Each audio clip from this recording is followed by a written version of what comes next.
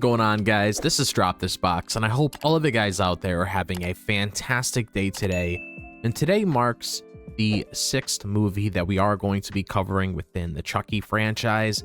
And it's pretty crazy that we're already talking about the 6th movie in the franchise. It feels like I just started doing this little mini series of Chucky not that long ago, but it's still pretty crazy in itself that we're already here talking about the 6th movie in the franchise. I might as well just reveal what the 6th movie of the franchise's name is. It's Curse of Chucky. We're going to be talking about Curse of Chucky within this video itself. And I definitely do have a few things to say about the Curse of Chucky within this video because I actually enjoyed this film, believe it or not. I actually do have a couple things I want to share when it comes to the things that I personally enjoyed. And it's going to be a lot different from the previous video that we covered last Monday when it came to Seed of Chucky, because that video itself was just me explaining like why people didn't really like Seed of Chucky. This video, I'm gonna say like a lot more good things when it comes to Curse of Chucky, because Curse of Chucky actually did something within this movie itself that really brought me back to the OG days of the Chucky franchise. And you guys will definitely understand what I mean once we dive a little bit deeper into this video, which we might as well just do that right now, right?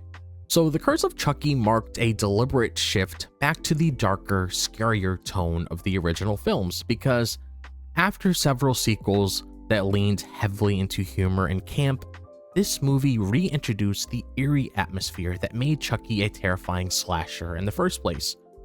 The creepy, isolated mansion setting played a massive role in building suspense, with its claustrophobic rooms and dim lighting creating a sense of unease from start to finish. What really stood out to me was how the film used tension rather than jump scares. The moments leading up to Chucky's big reveals were drawn out in just the right way, letting the suspense simmer. I felt like the filmmakers were reminding us that Chucky wasn't just a wisecracking doll, he was a sinister force capable of truly horrifying acts. The deliberate pacing made every kill feel more shocking. This return to a darker tone also allowed Chucky's character to feel more menacing.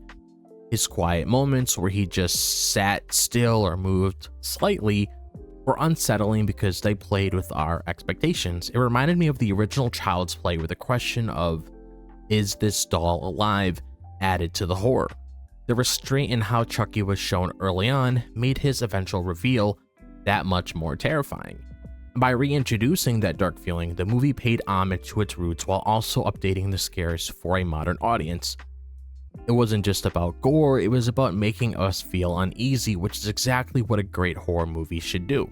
And what I loved about Curse of Chucky was how Chucky himself felt like a real threat again, because in previous movies, he had become almost too comedic, with his one-liners sometimes overshadowing his danger. This time around, Brad Dourif's voice performance brought back that sinister edge that made Chucky so memorable in the first place.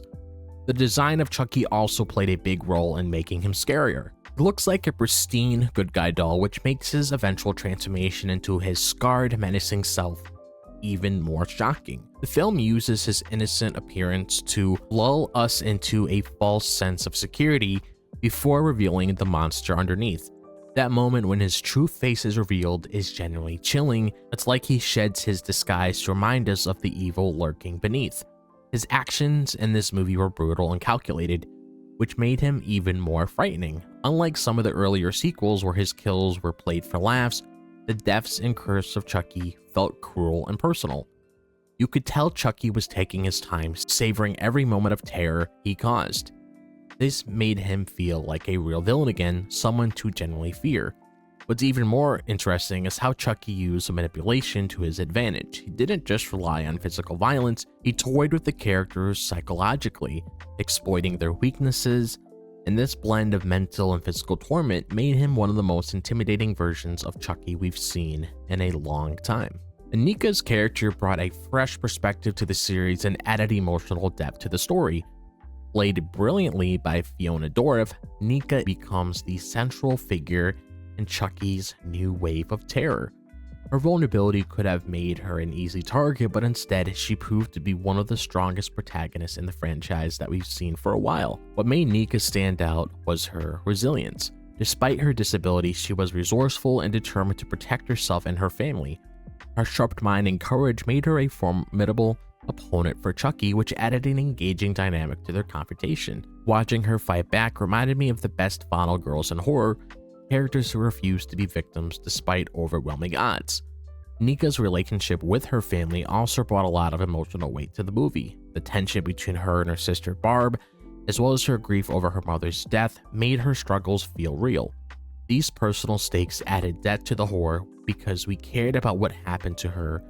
It wasn't just about surviving Chucky, it was about overcoming her own challenges and proving her strength. And the revelation of Nica's connection to Chucky's past added a new layer to the story. Learning how Chucky's actions had impacted her family for decades tied to the film back to the original, and gave the story a sense of closure while still leaving room for future sequels. It was a satisfying twist that made the film's darker tone even more compelling. One of the reasons Curse of Chucky worked so well was its ability to balance nostalgia with fresh ideas. For longtime fans of the series, there were plenty of callbacks to earlier films, from references to Chucky's past victims to the return of familiar characters. And at the same time, the movie introduced new elements that kept the story feeling fresh and unpredictable. The callbacks were handled with care, never feeling forced or pandering. For example, the inclusion of Chucky's iconic scarred face felt like a nod to fans who had grown up with the series. The post-credit scene featuring Alex Vincent's Andy Barclay was another highlight that tied to the movie back to its roots. It was exciting to see how the filmmakers honored the series' history while still pushing the story forward. On the other hand, the new elements like Nica's storyline and the more gothic atmosphere brought a modern edge to the film. The setting of the creepy old house felt like something out of a classic haunted house story, which gave the movie a unique flavor. It was a smart way to update the franchise without losing that essence of what made it great. This blend of old and new was crucial to the movie's success and respected the legacy of the franchise while also taking risks to explore new territory. For me, that's what made Curse of Chucky such an enjoyable and memorable entry in the franchise. It managed to both feel familiar and fresh at the same time. So I'm happy that we finally touched on Curse of Chucky, because when it came to the later installments within the franchise itself, they were either hit or miss. Either you liked them or you didn't really care about them at all. And when it came to Seed of Chucky, like I mentioned in the beginning of the video, a lot of people didn't really care about that movie, which I can understand. I mean, the only things that really stood out to me is obviously what I said within that video itself. So if you guys want to go check that out, be sure to do so. But obviously, you know, people a little worried to see, okay, where was Chucky going? Because a lot of people love Chucky. I mean, who doesn't? Chucky is a horror icon. He's one of those recognizable slashers. When you think of Freddy, when you think of Jason, when you think of Michael Myers, and everybody who was behind Ghostface, I mean, Chucky is just an iconic figure within horror history. So a lot of people were worried when it comes to the sort of direction the series was going in the future. And of Curse of Chucky, I felt like it did a very good job just bringing us back to why we loved the Chucky franchise in the first place. So it was really nice to get all of that out when it came to my overall thoughts on Curse of Chucky within this video. So I'm very curious to hear how you guys felt about Curse of Chucky. Did you like it? Did you dislike it? Is there a favorite scene within the movie you like? You know, characters that were introduced that you got super invested in? Just anything that has to do about Curse of Chucky, be sure to let me know down below. And if you guys enjoy the content on this channel, because trust me, there's going to be a lot more horror content on the channel, be sure to like and subscribe. I'd really appreciate it. Be sure to follow me on my X, Instagram, TikTok, and Facebook so you guys can see what I'm doing outside of the YouTube space. Be sure to click on that bell below so you guys are notified whenever I drop a video on the channel. But other than that, I hope all of you guys are having a fantastic day, wherever the day may be, if it's the daytime, the nighttime, or the evening. And I'll see you guys in the next video. As always, peace out.